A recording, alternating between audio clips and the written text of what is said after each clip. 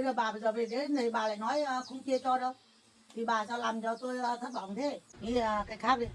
Em là cho nó bù đắp cho hai mẹ con chúng tôi không thiệt thòi gì được. Bây giờ ấy, tốt nhất bây giờ bà thì để cái chỗ quế để cho tôi. Không, con bảo cho cái đám nương quế kia cho bà sửa tiếng này. Không phải. Cho con hàng ấy. Được đám nương quế của mẹ con tôi rồi con nói thiệt thòi ấy. Nghĩ tao còn tức lên giận lên tao còn cũng cho thật đấy. Giao cho bà đấy. Được rồi. Mình cho con hàng thế này ấy, thì sau này đỡ phải mình đi máy này. Từ sau con hàng cũng cho mình nhiều.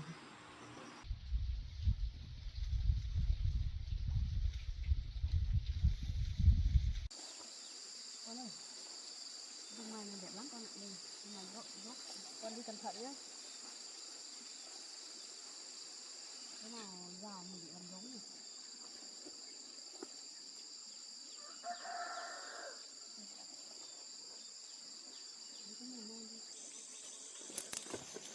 Con ơi, bờ ruộng này dốc lắm, con đi từ từ nhá.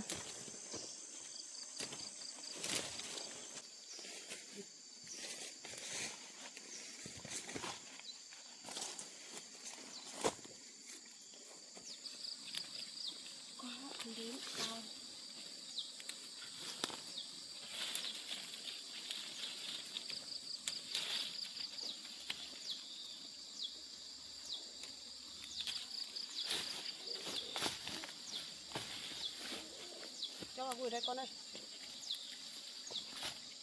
Đi lên nhà nó buộc từng nắm thôi.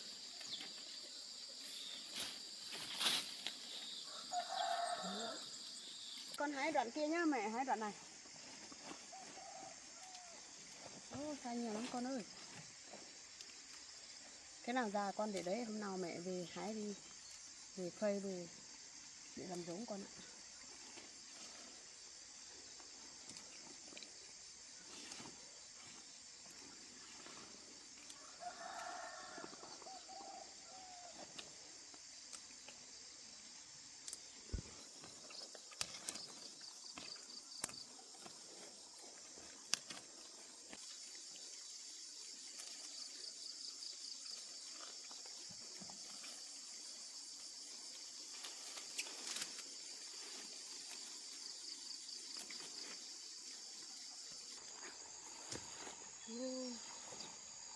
Ô con ơi.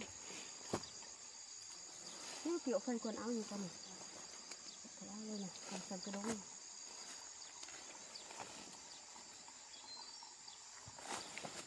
Đống một đoạn.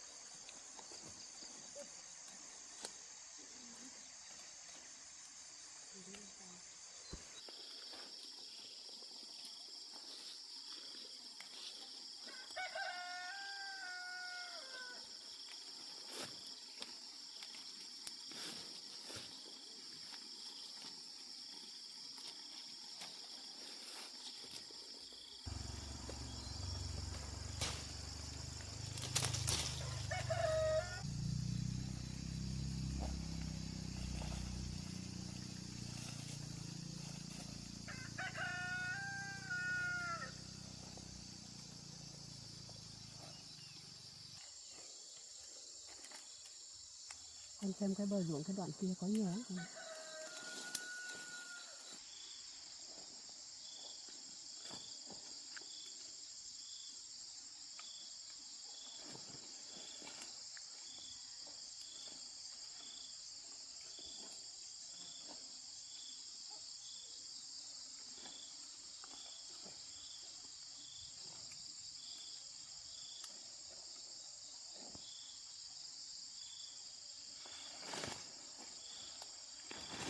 Ôi ngáo.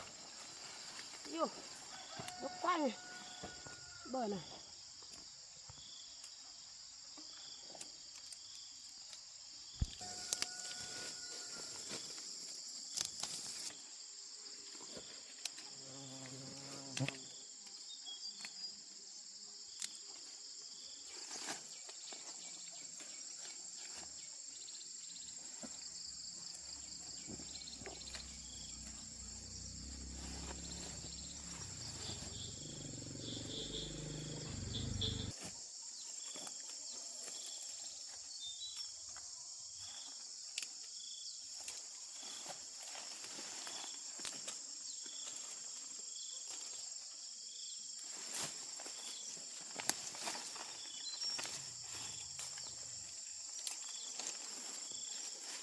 Đây con ơi, lấy cho con vui.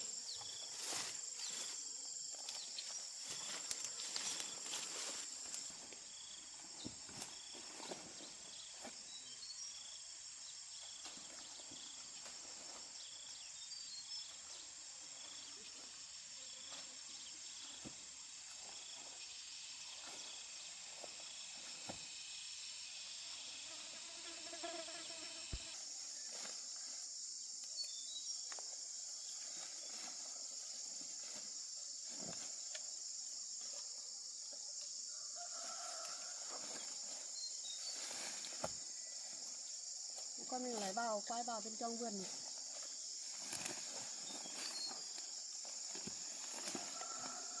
Tìm đường vào á.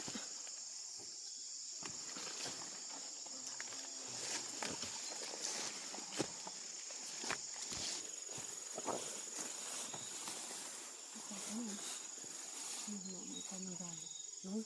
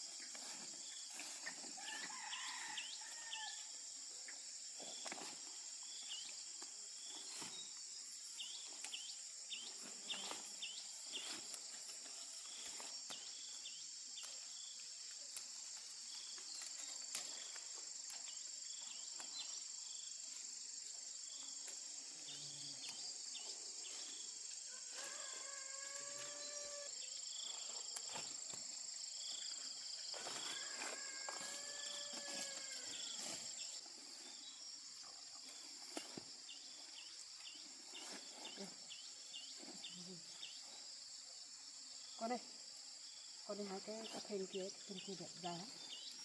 Đi đến đấy con xuống đi hái nhé.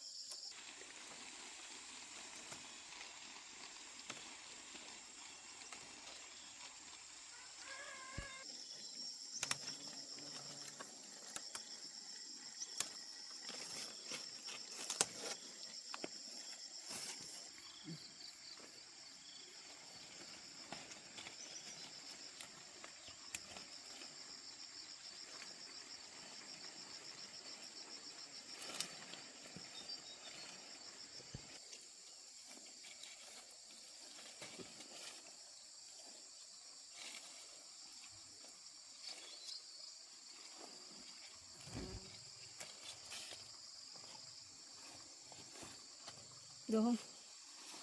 Đẹp nhỉ. Tắm đầy gùi chưa con? Đây á. Hái thêm một nắm 2 nắm nữa.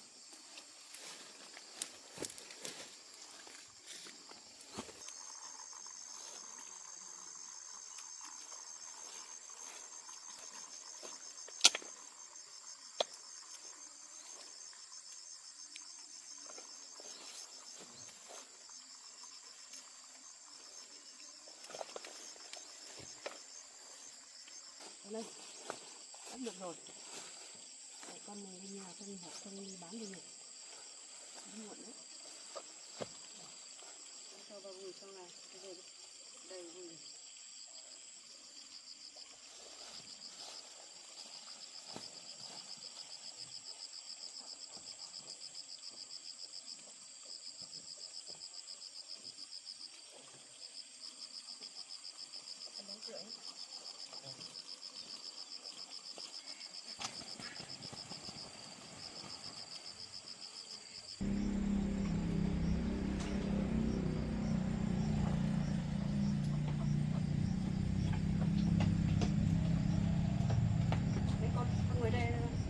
ngồi vào chỗ mát để bó đi.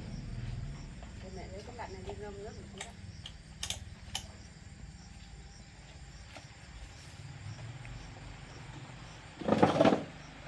Con ngồi vào chỗ mát này. Bó đi. Để đặt đi. Con cứ làm từng nắm đi.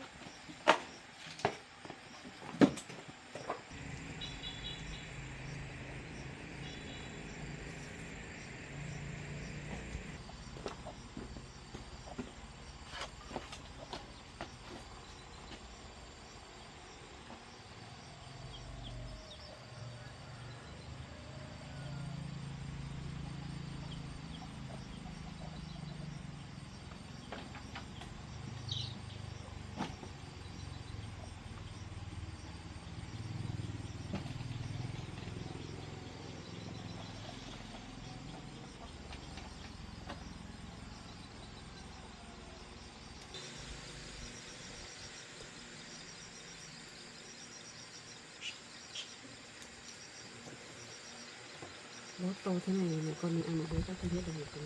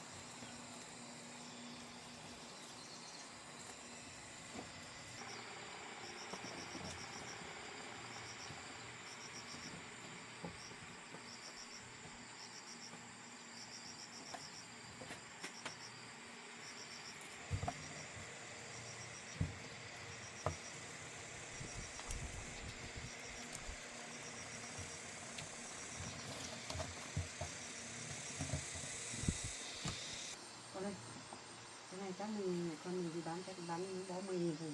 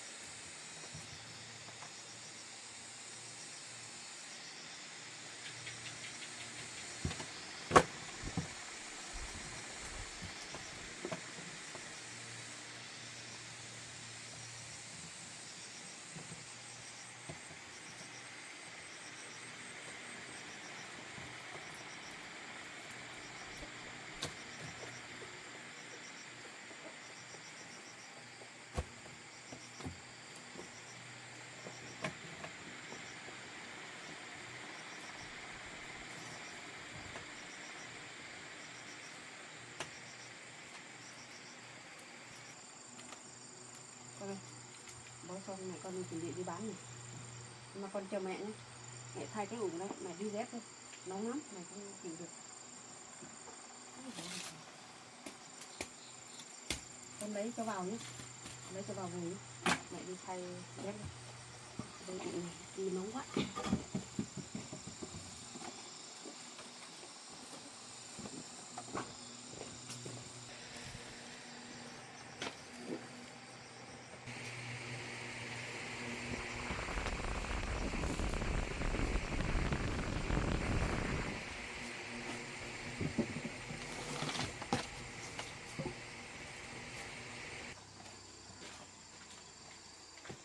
Lấy dây buộc không khí.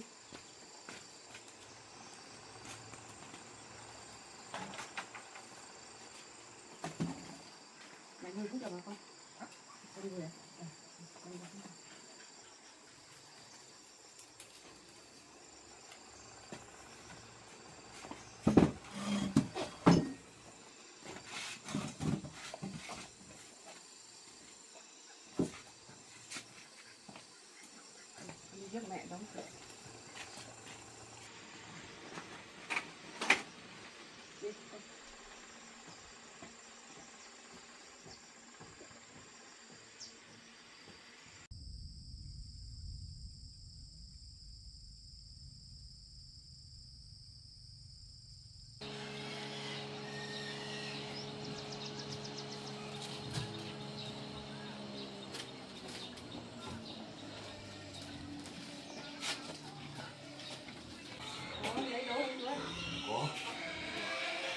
bỏ vô đó. Bỏ mì. Rồi đi học gì rồi. Còn này nữa.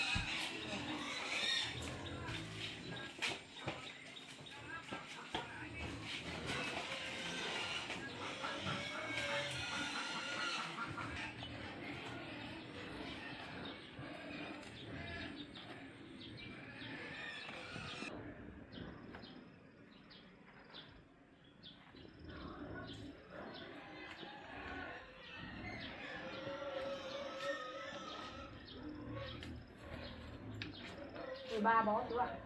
Bỏ.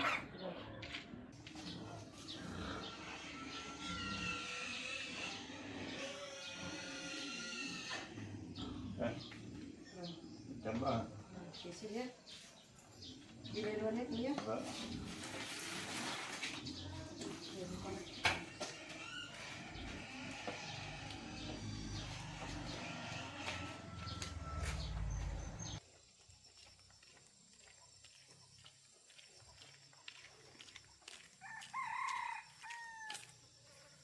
Ơ nhỉ, hai mẹ con đi đâu à? Nó đóng cổ á.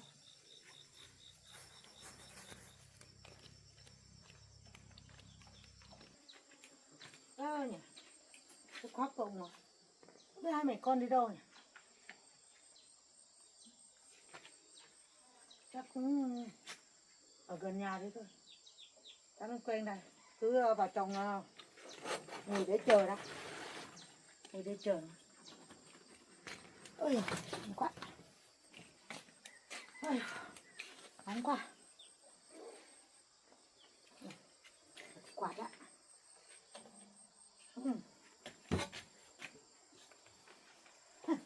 Mát quá. Bây giờ biết nó đi đâu. Cứ ngồi đấy chờ. Có quạt này mát sướng ở đây này. Nó mua được cả quạt nữa.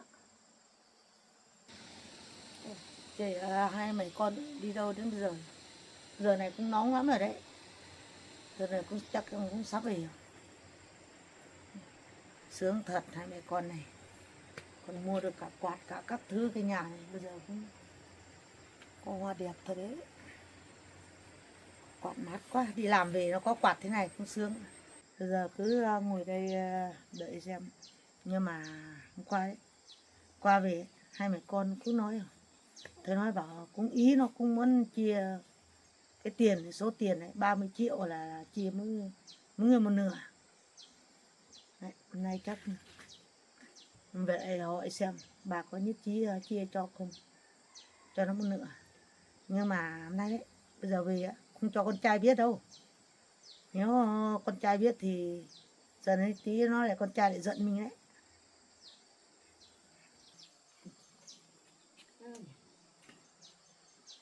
Hai đứa con này xây được cả bệ nữa, làm cả mái rộng rãi nữa. Cũng thích được, cũng đẹp nữa. Con nước dùng thoải mái. Sướng. Ôi, nhưng mà cũng chắc cũng không bằng nhà mình đâu. Nhà mình vẫn đẹp hơn. Nó làm được giống rồi, đẹp rồi, nhưng mà cũng không bằng nhà mình đẹp lắm.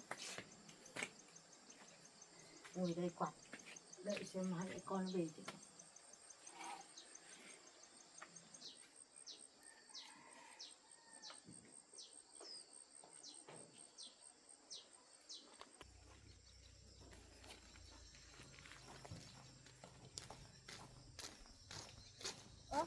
Con, ai mở cửa nhỉ? Nó rằng lúc mẹ đi bán hàng mẹ đã đóng cửa hết rồi mà. Mẹ xem nào.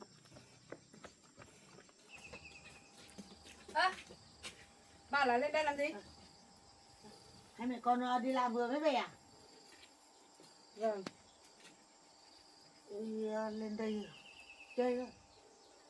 Tôi lên đây cũng chờ Thế bà đi làm cũng lâu rồi đấy. Chờ lâu thì tìm mẹ con tôi làm gì? Có việc gì? Có việc gì đâu bà ơi, bà cứ ngồi đây. Đây. Ngồi đây. Đây ngồi đây bà.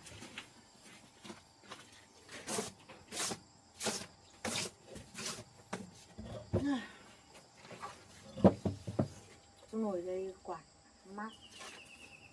Bà lên đây tìm tôi làm gì? Hôm qua vừa về, hôm nay lại về. Không, Tìm bà- tôi có chuyện gì? có chuyện gì đâu, nói về đây kia thì nói chưa nhớ cái chuyện hôm qua của bà nói kia đấy. Bà không nhớ rồi à? Chuyện gì? Hôm qua tôi có được nói chuyện gì đâu. Bà sao quên nhanh thế? Cái chuyện hôm qua bà nói ấy, bảo cái chuyện đấy bảo chia đôi ấy.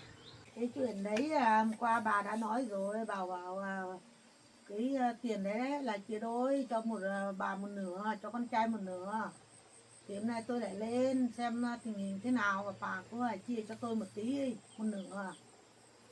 Ô, hôm qua con trai bà đã nói như thế, bà vẫn còn đòi chia nhau à? Con Kiểu trai không, của bà đã nói như thế rồi, bà vẫn còn lên đòi chia. không nói thì bà cũng biết tính con trai của tôi rồi.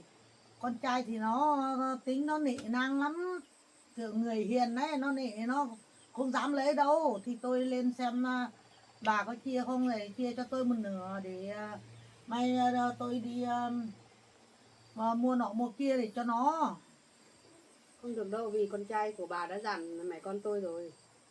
Bảo để lại cho mẹ con tôi để đến lúc có gặp chuyện gì thì mới được lấy đi dùng ấy. Thì chắc tôi không chia được đâu. Con trai thì nói thế thôi, nhưng mà con trai nó nể quá nó nói thế thôi. Bây giờ con trai cũng rất là cần tiền đấy. Không, tôi cứ nghe theo lời con trai thôi. Tôi không nghe theo lời bà đâu. Vì con trai tôi đã dặn, con trai của bà đã dặn hai mẹ con tôi rồi. Bây giờ tôi chẳng nghe ai đâu, chỉ nghe con trai của bà. Bà đã nói thế rồi, hôm qua bà đã nói thế rồi. Thì bà nói lời mà không giữ lời à bà? Hôm qua tôi cũng được nói với bà như thế thật. Nhưng mà lát nữa thì con trai của bà lên ấy. Thì con trai của bà đã dặn mẹ con tôi rồi, bảo đừng chia nữa. Thì cái tiền này ấy, con trai của bà bảo bù đắp mà cho con gái tôi thôi. Bây giờ bà nói như thế thì chắc tôi không chia được đâu. Bà sao bà nói thế? Bây giờ bà chia cái số tiền ấy cho tôi thì tôi về cũng cho con trai cũng bằng cho con trai thôi mà. Nhưng mà bù đắp ấy, ngày xưa ấy, con trai đã cho cái căn nhà với gà vịt các loại, cái đây là quá nhiều rồi đấy bà. Bây giờ kể cả nếu tôi chia, tôi cũng chia cho con trai bà thôi. Tôi không chia cho bà đâu. Bà cứ tự nghĩ xem, Như mình thế cũng phải nào? thương chứ. Nó bỏ nhau thật, nhưng mà bỏ nhau thì tài sản thì để đây hết rồi. Thì mình bây giờ còn cái số tiền tiết kiệm thì mình cũng chia đôi đi. Không. Vì con trai của bà đã dặn mẹ con tôi rồi, bây giờ tôi không chia đâu. Nếu giả sử tôi chia thật thì tôi cũng chia cho con trai bà thôi, tôi không chia cho bà đâu. Vì tôi không tin tưởng bà đâu. Tôi về tôi có dùng đâu. Số tiền đấy nếu bà chia cho tôi về cũng để cho con trai thôi mà. Bà nói thế nào nói thì tôi không tin đâu. Bây giờ bà không thương tí nó à? Trước đấy, bà thì hai mẹ con thì được hưởng, nó không được hưởng thế nào. Nó còn đi bàn tay trắng chứ, mình cũng phải nghĩ chứ. Tôi thương thì nếu tôi thương thì tôi phải chia cho con trai bà mới đúng chứ, mà tại sao tôi mà chia cho bà làm sao mà đúng? Chia cho tôi cầm về cho con trai. Đã nói mãi rồi mà bà không hiểu à? Chính là người bà không hiểu. Tôi đã nói là chia cho con trai bà rồi bà không hiểu à? Người tôi là hiểu, Đấy. người bà là không hiểu mới đúng. Chia cho con trai tôi thì tôi cầm về cho con trai là không phải à? Bà là người tiêu tiền ác, tôi không tin tưởng bà đâu. Ôi bây giờ tôi biết lắm. Bây giờ tôi không bao giờ tiêu tiền luôn. Tôi Bà còn đi nói, kiếm nha, bán từng tí hàng về cũng cho con trai cầm hết. kể cả bà nói 100 câu tôi cũng không tin. Bây giờ tôi không tin bà đâu. Lúc trước ấy, con trai tôi đấy, có tiền nó còn phải để vào sổ tiết kiệm để cho hai mẹ con bà. Thì bây giờ con trai tôi ấy, bây giờ đang khổ thì bà cũng phải chia cho một tí cho nó chứ. Bà bây giờ thì con trai tôi cũng khổ lắm chứ. Bây giờ cũng rất là cần tiền đấy bà. Cần tiền vào khoản nào thì tôi không biết. Mà bà nói bảo con trai của bà cần tiền á.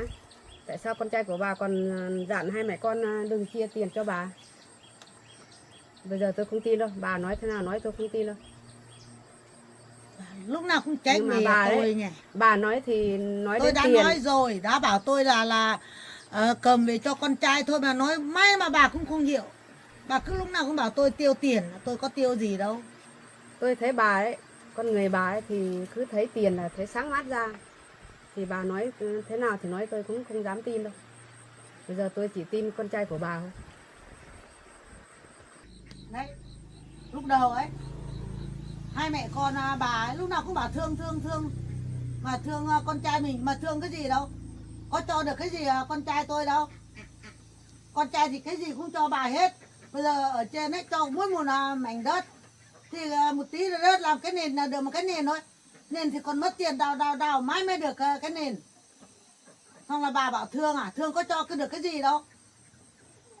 Được rồi, tôi thương thật. Nhưng mà bây giờ đã bỏ con gái, đã ly hôn con gái tôi rồi. Tôi còn quá tốt tôi mới cho cái mảnh đất đấy đấy. Cứ như thằng khác nó còn lâu bà mới được ở với mẹ con bà còn mới được ở cái mảnh đất đấy. Nhưng mà bà cứ nghĩ lại xem nào.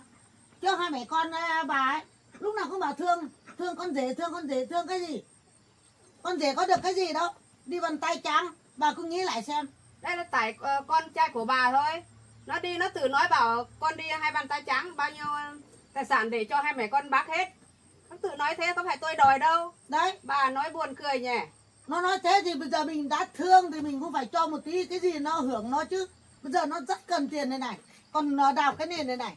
Mất thiếu nhiều, rất là nhiều tiền luôn. Bây giờ còn chưa có tiền trả được hết đây này. Nhưng mà mình bảo chia một tí cái này. Cái sổ tiết kiệm ấy từ ngày xưa của nó đấy. Tiền nó dồn vào đấy để đấy. Thì mình thương mình cũng phải chia một nửa cho nó chứ. Mà không được một nửa tiền cũng không bảo không chia. Thì tài sản ở đây. Cái gì ở đây có ruộng, có ao, có các loại rồi. Thì ở trên có một miếng đất bằng một bàn tay này. Được cái nền nhà thì còn lại xem coi ít tiền à. Nó đào cái nền nó có phải ít tiền đâu. Cái đấy là tại con trai bà thôi. Tự mà bảo đi hai bàn tay trắng thôi. Không phải mẹ con tôi không chia đâu. Bà buồn cười nhỉ. Chia thì bây giờ mình chia một tí tiền hay là cái gì nào mình cũng phải thương nó chứ. Thế hôm qua bà không thấy con trai của bà nói à? Con trai nào đi không này có được một tí cái gì đâu cũng bảo thương. Thế thì thương cái gì? Thế bây giờ đã ly hôn con gái tôi rồi. Tôi cũng thương vừa thôi. Có phải tôi thương là tôi cho hết tài sản à? Ngu à? Cái gì cũng thương mình không phải chia tí chứ. Nói cũng phải nghe được chứ. Thôi chuyện đấy là không nói nữa. Bây giờ ấy, tóm lại thì nói cái sổ tiết kiệm thôi. Còn này 30 triệu nhá. Là bây giờ tôi có ý tốt nhá. Tôi chia cho bà với hai mẹ con là hết 2 phần, tôi được 1 phần. Là chia 3. Đấy, mỗi người được 10 triệu. Thế thôi. Nếu bà có tiền mặt thì bà đưa cho tôi. Nếu bà không có tiền mặt đấy. Bây giờ tốt nhất là đưa cái sổ đi vào ngân hàng đi lấy tiền để chia đi. Bà nằm mơ à? Con trai của bà đã dặn mẹ con tôi rồi. Bà đừng chia rồi. Bây giờ bà nói thế nào nói, làm thế nào làm. Tôi không chia, bà làm thế nào được. 10 triệu Cái này cũng không không phải cho. phần, cái này là không phải phần của bà. Bà không nghĩ, bà tự nghĩ xem. Cái này tiền tiết kiệm nhá. Của đứa con gái của bà với con trai tôi. Không phải Biết là rồi. của bà mà bà cứ nói khăng khăng thế à? Biết rồi, tôi vẫn biết là không phải tiền của tôi. Nhưng mà con gái tôi vẫn là tôi. Chẳng phải là đây là con gái tôi à? Như tôi tiền không liên quan đến mình đâu. Đấy là của con gái với con trai tôi thôi. Tiết kiệm vào, hai người tiết kiệm thôi. Bây giờ thì bỏ nhau mình cũng phải thương nhau, mình phải chia nhau. Thế để mới phải là con người tốt. Bây giờ kể cả tôi có 10 triệu hay là 20 triệu, 30 triệu. Tôi có tiền dương đấy. Tôi cũng không chia cho bà. Bây giờ có tiền mặt tôi cũng không cho. Bà nói theo nói tôi không chia. Không chia là không chia, không cho là không cho. Cái này tiền là tiền của con trai tôi cơ mà. Vì con trai của bà đã dặn tôi rồi, mẹ con rồi, bảo con Nhật đừng cho rồi. Trước ấy, còn đi làm từng tí tiền kiếm về để đấy, xong là đi làm cán bộ bao nhiêu tiền cũng dồn vào đấy. Bà cũng phải nghĩ chứ. Bây giờ bà nói thế nào nói tôi không biết đâu. Tôi cứ bảo là tôi không nói, tôi không cho là không cho. Nhưng mà không phải của bà đâu, bà giữ Không phải cam của thế. bà, của con gái tôi, cũng là của tôi. Buồn cười, không phải của mình. Tôi mới buồn cười bà đấy, không phải bà buồn cười tôi đâu. Đấy, từ hôm qua ấy, tôi về ấy, thấy bà bảo chia. chia tôi là nghĩ trong bụng mình đấy, mình nghĩ ôi bà là chắc chắn nó chia cho thì tôi mừng quá rồi, tôi mừng quá, tôi về nhà tôi ngủ còn không sai, tôi ấy cả đêm không ngủ được, nghĩ vậy là mong máy cái trời mới sáng rồi xong mình lên đây mà là xem bà chia cho cái số tiền đấy, mình không ngủ được đâu, mình cứ nghĩ là thấy vui quá rồi, chắc chắn là hôm nay lên là được tiền rồi, xong còn mặc cái áo đây này, hai cái túi to đùng để đựng tiền đấy, đây bà xem túi to lắm. Thế là bà bây giờ về đến này bà lại nói không chia cho đâu, thì bà sao làm cho tôi thất vọng thế, không được nhiều cũng được ít, chia cho tôi khoảng không được một nửa cũng được khoảng 10 triệu là được rồi, chia ba. Tôi không chia đâu, vì con trai của bà đã dặn mẹ con tôi, bây giờ tôi nói tôi không chia là không chia, kể cả 10 triệu cũng không được.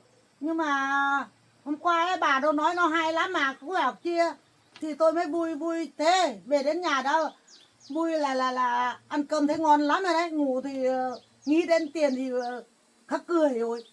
Bà hôm nay chắc chắn là bà cũng phải chia cho rồi, thì về đến mà bà lại nói nọ nói kia thế. Bà thì nói đến tiền thì mắt sáng ra đấy nhỉ. Ai mà chẳng mắt sáng, bảo tiền mà ai mà chẳng thích, như bà cũng thế thôi, bà bây giờ chỉ nói thế nhưng mà bà thấy tiền bà không thích thôi. Tôi nói cho bà biết nhá, vì hôm qua tôi cũng được hứa với bà, với con cái bảo là ý định bà đừng chia, nhưng mà con trai của bà lên bảo không chia đâu mẹ ạ. Em ạ, vì cái này là anh cho để Thôi không kể cái đấy đâu, con trai không phải kể, vì con trai của bà đã nói như thế là thôi. tôi cũng phải theo lời con trai của bà chứ. Nếu con trai của bà lên đấy bảo tôi chia thì tôi vẫn chia thật, nhưng mà một mình bà lên đòi tôi chia thì tôi không chia đâu. Tôi nói sự thật cho bà biết đấy. Hóa ra là bà thấy con trai tôi ấy về đến đây thì giả vờ nó cái mồm nó nói bảo chia thôi, chia cho một nửa thôi, nhưng mà trong lòng của bà ấy bà không muốn chia đâu. Tôi không xấu như bà nghĩ đâu. Bà muốn lấy số tiền là chia nhau đấy thì bà gọi con trai của bà lên, có con trai của bà lên thì tôi chia luôn cho bà. Mồm thì nói thế thôi, không bao giờ chia đâu. Con trai tôi á nhiều việc lắm, bây giờ không gọi được lên đâu, không phải ở nhà đâu, toàn ở trên cơ quan đấy, thì mình gọi nó có cái gì thời gian lên. Mình chia cho tôi cầm về cho nó là được rồi. Tôi không tin Nhưng bà. mà ý bà ấy bà không bao giờ cho tôi thì mới nói thế thôi. Thế thì bây giờ tìm con trai thôi. Con gái, con đi gọi điện con hàng về cho mẹ họ hỏi. Không gọi đâu, Con gọi gọi nó luôn. không có thời gian về đâu. Con gái gọi cho mẹ, Nó nhiều việc gọi lắm. lên cho mẹ. Hôm nay ấy đi còn giải quyết các vụ việc thế này, đừng mà gọi con trai tôi lên nữa. Tôi nói đến gọi con trai của bà lên chắc bà còn sợ rồi, bà còn run rồi. Tôi sợ gì? Đấy, hôm qua đấy, vừa thấy con trai của bà về đấy, bà lại ra cửa rồi. Đó, con trai về có nói gì đâu. Thế bà không nhớ Rồi bà cũng bà tại cái bà giả vờ bảo chia tiền thế thôi, nhưng mà lúc con trai ở đây giả vờ nhớ con trai con trai gì phê con rể thì mình chia một nửa đâu, con về đến con đi một phát đâu, bây giờ chia đâu, lúc đấy giả vờ tôi sẽ chia bà một nửa, chưa thấy 1.000 nào, một đồng nào. bà thì nói đến tiền thì mắt sáng ra rồi, nhưng mà con trai là lại không cho chia thì là tôi làm thế nào được? Chia tại đây con trai của bà khác không cho tôi chia nữa chứ. Có phải con trai tôi cầm Thế đâu mà phải bảo không con con trai gái? tôi chia. Đấy, Đấy là còn chia có là con hai gái mẹ thế mà. con này chia cho tôi chứ tôi cầm về cho con trai cứ chứ. nói đến tiền là ngủ không sai rồi. Mình cứ tưởng Ở là yên rồi. cái gì cũng Thích là tiền mình rồi. khắc thì muốn phải đi kiếm một phần hàng đi bán đấy chứ. Bà Mà cứ tưởng thấy người ta có một tí tiền là suốt ngày lên. Thế bà gọi con trai của bà lên xong tôi chia tiền, xong là từ đây đi là bà đừng lên làm phiền mẹ con tôi nhá. có một tí tiền á, tôi có phải đòi tiền bà đâu, 1.000 của bà tôi cũng không đòi. Bây giờ tôi giao các loại tôi cũng đi bán suốt, tôi có hết đầy đủ, tôi có cái gì tôi cũng có. Nhưng mà tôi ấy thấy thương con trai mình, bây giờ rất là cần tiền, là tôi mới chỉ cái số tiền ấy là tiền chung thì tôi mới phải hỏi thế thôi bà. Thế là bà mê tiền quá, bà thấy tiếc cái số tiền đấy à? Thế là tại con trai của bà chứ. Mà suốt ngày lên đây mà nhiễu mẹ con tôi à? Tôi có Có tiền cần không? đâu. Cần chỉ tôi thương gọi con trai. bảo con gái gọi con hàng về luôn xem. Bây giờ bà cứ gọi xem, nó có lên đâu, nó nhiều việc lắm, có thời gian đâu. Nói phải nghe được chứ. Tiền con trai mà có mà làm tiền của mình à? Bà không thấy xấu hổ à? Bà bảo có khắc đứa tự kiếm bán hàng được tiền nhiều. Tại sao bà còn lên làm phiền hai mẹ con tôi làm gì?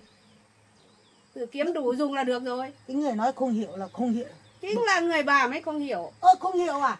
Cái số tiền mày tính thế nào? Không hiểu à? Số tiền đấy là hai vợ chồng nó làm ra chứ có phải bà làm ra đâu, bà có ra đồng nào đâu. Tôi Mà không tôi làm ra, nói- nhưng mà tôi không nói phải là tôi sự đòi thật con như trai thế. của bà cho tôi đâu. Con trai của bà tự cho con gái tôi chứ. Tôi nói đúng rồi chứ. Nói cũng phải nghe được Cho chứ. cái gì? Con trai con để sổ ở trên. Bà chưa lấy về. Thì để mai Không tin bà đâu. con gái của bà ấy nhớ nhặt được thì con gái bà biết thì chia, hai vợ chồng mình chia nhau. Thế là bà mà không hiểu mà cứ cái bà khăng khăng không cho thì có phải của bà đâu. Buồn Chính cái cười. người của bà mới không hiểu, có phải tôi không hiểu đâu. Tôi lên đây á, tôi chỉ hỏi đấy số tiền nó cho quyền lợi cho con trai tôi thôi mà. Tôi nhưng mà bà ấy, bà tham lam thì không muốn cho con trai tôi thôi. Bà thì biết cái gì? Con trai bà ấy cho số tiền tiết kiệm này cho con gái tôi đấy. Nó còn biết cái tờ giấy bà để cho con gái tôi đấy. Để khi nào con gái tôi gặp có ốm đau gì thì để còn được dùng ấy. Thế mà bà không biết, bà cứ tự mà hôm nào cũng lên làm phiền mẹ con tôi à? Tôi có làm phiền gì đâu, tôi chỉ nói sự thật như thế, bà hứa tôi rồi. Bây giờ tôi lúc nào cũng, bà lúc nào cũng nói tôi lên phiền à? Tại bà hứa tôi mới lên chứ. Không, tôi thì cũng nói thế Thì thôi. cứ nghĩ xem nào. Con trai của bà đã Ai nói hứa? đó, bảo không cho tôi chia là tôi không chia thật. Con Không đã phải bảo tôi không hứa chia. là chia đôi thì tôi mới lên chứ không phải là tôi ngày nào tôi có khác lên đâu, tôi cũng có nhiều việc lắm chứ. Tôi cũng nghe theo lời con trai bà thôi, vì con trai bà đã nói rồi. Thế thì bà còn nói cái câu bảo lúc nào cũng lên đây làm Hôm phiền. qua lên, hôm nay lên, chẳng phải hôm nào mà cũng lên à? Tiền nào hôm qua bà hẹn tôi rồi, lên lấy tiền chia đôi rồi thì tôi mới lên. Tôi vẫn có ý bảo định chia, nhưng mà con trai của bà đã lên nói bảo là không cho mẹ với em Nhật chia, là tôi nghe cái câu đấy là chuyện đấy là tôi không chia thôi. Cứ bảo tôi lên đây làm phiền. Bà là tôi cứ thấy nhiều con việc trai lắm có một chứ. tí tiền tiết kiệm mà Tôi để ở không đâu phải là ngồi không không yên đâu. Tôi bây Ngủ giờ không có ngon được rồi. ở đâu. Thua đấy. Thôi, cái số tiền nếu bà không chia thì thôi, nhưng mà bà thì nghĩ cái khác đi, em là cho nó bù đắp cho hai mẹ con chúng tôi không thiệt thòi thì được, không thì hai mẹ con tôi thiệt lắm. Bà nói bảo thôi cái này phải đòi cách khác, là cái gì? Định đòi tôi cho cái số mấy cái đàn vịt này á? Không, bị cho tôi không lấy đâu. Hay là định đòi tháo cái ao của tôi? Tôi cũng không lấy đâu. Sai Thế- cái này tôi lấy để làm gì? Cái thế này bà còn đòi làm cái gì? Lấy cái gì? Tôi có cái gì? Trong tài sản chỉ có mấy cái đàn vịt với cái ao thôi, cái vườn này thôi. Tôi Thôi. không có cái gì. Bây giờ ấy, tốt nhất là bà ấy, thì bây giờ không cho con gái lên trên khu trên nhà tôi nữa. Bây giờ cũng đi đến đấy ấy, lúc nào cũng bảo đi xem quế, nhưng mà muốn đi tán con trai tôi thôi. Bây giờ ấy thì bà ấy tốt nhất là bây giờ bà cho quế để cho tôi đi. Thì không phải là con gái của bà là không phải là lên rồi, lúc nào cũng lên đấy thì bảo là muốn đi tán con trai tôi thì tôi không thích đâu. Bà ơi, con gái tôi đã ly hôn rồi. Con gái tôi không bao giờ mà lấy con hàng nữa đâu. Đã ly hôn rồi còn quay lại được á? Với lại cái đám quế đấy là mẹ con tôi đã mất tiền thuê người về hộ chuồng này, thuê cào này, thì tôi đã mất tiền nhiều, mất công sức nhiều, tôi không cho được bà đâu. Thế thì bây giờ bà làm thế thì bà không thế thì bà có thấy bên mình hai mẹ con mình thiệt không? Thiệt Thiệt mức không nào phải. không? Thế không tại con trai của bà chứ, có phải tại tôi mẹ con tôi đâu. Bà buồn cười. Bây giờ thì tiền tôi không lấy, ao tôi không lấy, vịt tôi không lấy. Bây giờ ấy, tốt nhất bây giờ bà để cái chỗ quế để cho tôi. Không, Thì cho hai mẹ con cô tôi thì không thiệt nữa. Là để đấy là tôi ở đấy là tôi chăm sóc. Ngoài là tôi xong là con gái của bà đấy không phải là lên xem quế nữa. Lúc nào cũng đi lên xem quế thì này muốn tán con trai tôi thì tôi không thích thế nào đâu. Tôi đảm bảo con gái tôi không bao giờ mà quay lại đến con trai của bà nữa. Tôi không cho bà đâu cái lương quế đấy. Bây giờ á, bà thấy mẹ con tôi làm bao nhiêu công sức vào đấy à? Còn thuê người chồng nữa, phát vất vả nữa, cào nữa, mất bao nhiêu công sức vào đấy. Bây giờ quế cũng lên cao đẹp một tí rồi, bà mới đòi á? Không được thứ này bà lại đòi thứ kia. Rồi tốt nhất là bây giờ bà cho cái nương quế tôi đi. Tôi đã nói tôi không cho là không cho, bà đừng hỏi nhiều nữa. Lúc nào Tôi cũng thấy bảo đau không đầu cho, lắm rồi. cái gì cũng bảo không cho. Thì cái gì chẳng nhẽ bà khác từ các loại là bà cầm hết à? Không cho một tí con trai tôi à? Nhưng mà chỗ đấy, đấy là tôi có sổ rồi. Tự dưng tôi cho bà làm gì? Cho mỗi một miếng thế này, một cái nền nhà thì tôi làm ăn thế nào? Mình không phải cho hạn cả cái khu quế hết đi. Thì cho tôi mới biết làm ăn chứ. Bà không phải nói hỏi nhiều đâu, tôi không cho là không cho. Mẹ con tôi đã bỏ bao nhiêu công sức vào đấy rồi. Bây giờ quế lên cao đẹp rồi, bà mới đòi lấy á. Ai chẳng biết công sức như Bà mình làm thì nhà. các công tử đi phát rừng để mà trồng quế à? Cứ thế hai mẹ con làm được một tí nào ở đâu là đi đòi đấy à? Đòi thứ này không được lại đòi thứ kia. Tôi thấy buồn cười Tôi bà cái lắm thiệt đấy. thòi hai mẹ con tôi thì tôi phải cũng phải lấy một tí để bù đắp để cho con trai tôi chứ. Thiệt Bà thòi không thì nghĩ con thế trai của nào? bà khác về hỏi tôi mới cho chứ. Chứ mà tự dưng mà bà về hỏi à? Không biết Thế bà nghĩ thay thế mặt nào con trai nhỉ? của bà. Con trai của bà đã dặn tôi rồi. Tôi cứ nghe lời theo lời con trai của bà chứ. Cái gì cũng cho bà, cái gì cũng cho hai mẹ con mày hết. Thì hai mẹ con tôi thì trắng tay. Thì tôi là nó nói là đúng. Vì cái số quế ấy, thì ở đấy thì giao cho tôi. Thì con trai của con gái của bà ấy nó lại không lên đấy rồi, không dính dáng đến mình rồi. Nếu còn cái đám quế ở đây á, con gái bà lú suốt ngày bảo đi xem quế thôi. Tôi không Thế này thì tôi không thích thế nào đâu. không thích thì thôi, tôi có thích bà đâu. Tôi cũng không thích đâu mà. Cái gì đấy con? À, con bảo cho cái đám nương quế kia cho bà sổ tiền á. Không phải. À, cho con hàng á.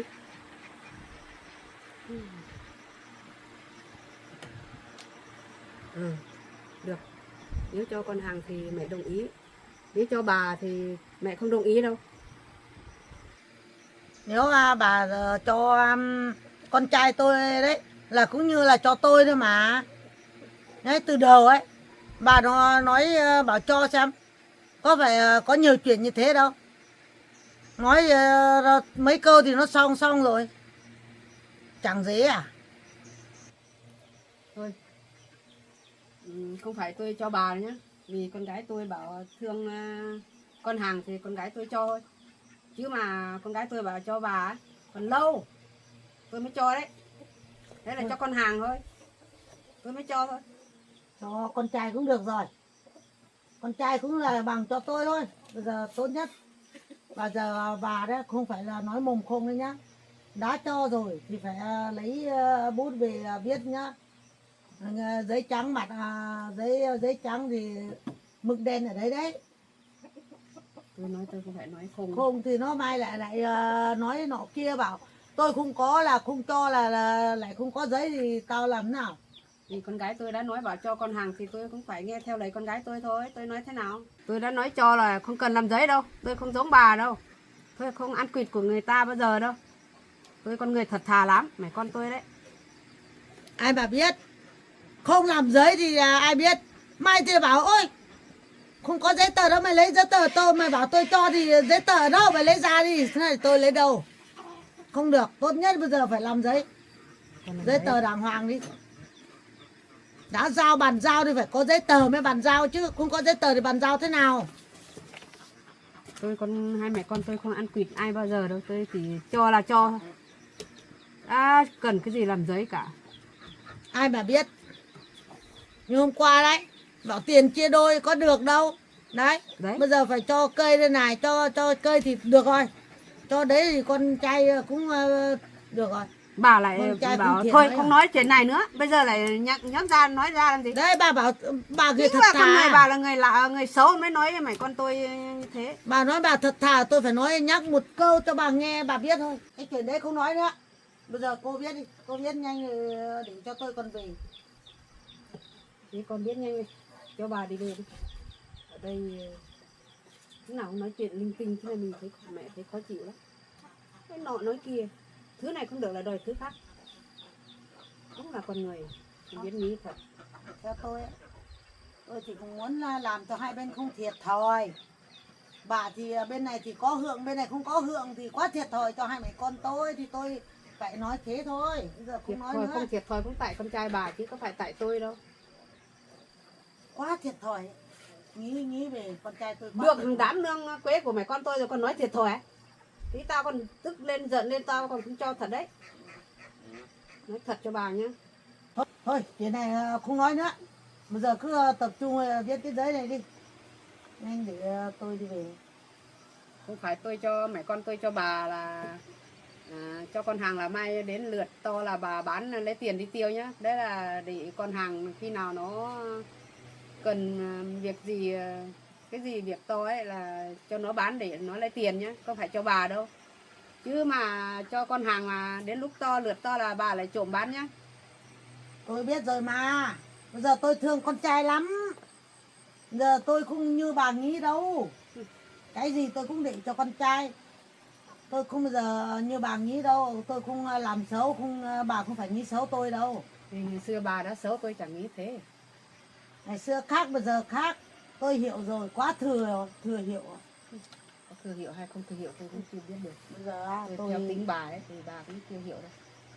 Bà mê cái đồng tiền, cứ thấy đồng tiền này bà thì mặt sáng ra rồi. bây giờ ấy, tôi đã hiểu con trai thì làm khổ lắm. Bây giờ con trai thì khó nhá.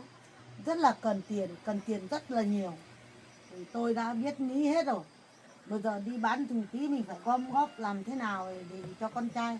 Vì con trai bây giờ cũng như bà đó, bà cũng nghĩ cái gì việc làm chỉ biết làm ăn thôi. Còn tôi á, con trai vừa làm việc nữa, còn nhiều việc nữa. Xong là còn phải cần tiền nữa. Bà có biết cái gì? Đấy là cũng tại tôi không biết đấy. Tôi không Tại nói đâu con trai bà. của bà, có phải tại tôi đâu mà. Bà đúng là con người. Tôi không nói biết bà nghĩ không thật. hiểu đâu. Bà con trai rất cần Lúc nào tiền. cũng nói bảo tôi không biết nghĩ. không Chính hiểu. là người bà mới không biết nghĩ đó. Bây giờ tôi không nói thèm nói chuyện với bà nữa. Thôi cô cứ viết rõ ràng đi. Cái đất này là chuyển nhượng cho con hàng là giờ mai không lấy lại nữa. Thế thôi. Đấy. Bây giờ con gái tôi bảo cho rồi, cho con hàng rồi. Chứ không phải cho con hàng là con hàng có việc đi làm là không có thời gian chăm sóc, là bà ở đấy bà phải chăm sóc cho con hàng nhá. Chứ mà đừng cho dợm nhá. Mẹ con tôi làm là không cho dợm đâu. Vì cái quế này đấy, đã dợm là không nên cây đâu. Bà ở đấy gần bà phải chăm sóc nhá, cho con nhá. Thôi bây giờ không nói chuyện với bà đấy. Đi. Tôi phải kia. Thế ký hết à? Thì nếu tôi ký bà không phải ký nhá.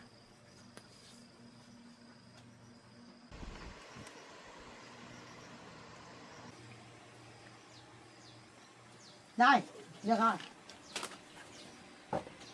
Đây, bà ký đi. Tôi ký xong rồi. Nhiều lắm được học đâu, ngày xưa tôi có được học đâu. Bà ký đến đâu, đến đây con. Mắt kém nữa, sợ biết không được.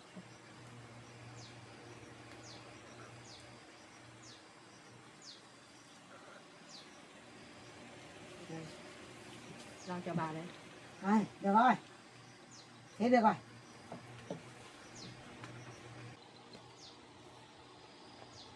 Đây, được rồi. Thế rồi. Cứ như thế nhá. Bây giờ không lần lại đâu nhá. Giờ tôi được rồi, tôi đi về đây. Tôi không như bà đâu, tôi không lật lại bao giờ. Tôi đã Tôi đi con gái về tôi nha. đã nói cho là cho, tôi không lật lại đâu. Mẹ biết ngay mà. Bà này không lấy được thứ nào về, nó còn lâu bà này mới về. Để tôi về nhanh bây giờ. Không muốn nói chuyện với bà này. Rồi. Được rồi. Bây giờ mình còn được cái đám nương quế nữa. Nhưng mà bây giờ ấy, nó không thể là nói được cho con trai biết được. Mình khắc tử lấy để mai lớn á. Con ạ, mẹ cũng không muốn cho đâu. Nhưng mà mẹ cũng nghĩ là dù sao con hàng cũng cho số tài sản của mẹ con mình nhiều. Vườn này, nhà này, đất này, ao này, cả đàn vịt này nữa. Cũng con hàng cũng cho nhiều mình quá thì mình cũng, mẹ nghĩ cũng thấy thương con hàng thì mình cũng cho kệ thôi nhỉ. Mình còn có đất nhiều thì sao đâu, mình cứ cho thôi. Mình cho con hàng thế này ấy, thì sau này đỡ phải mình ấy nấy nhỉ. Dù sao con hàng cũng cho mình nhiều. Chúng nó nhiều. Mẹ con mình lên nhà đi. Đi con.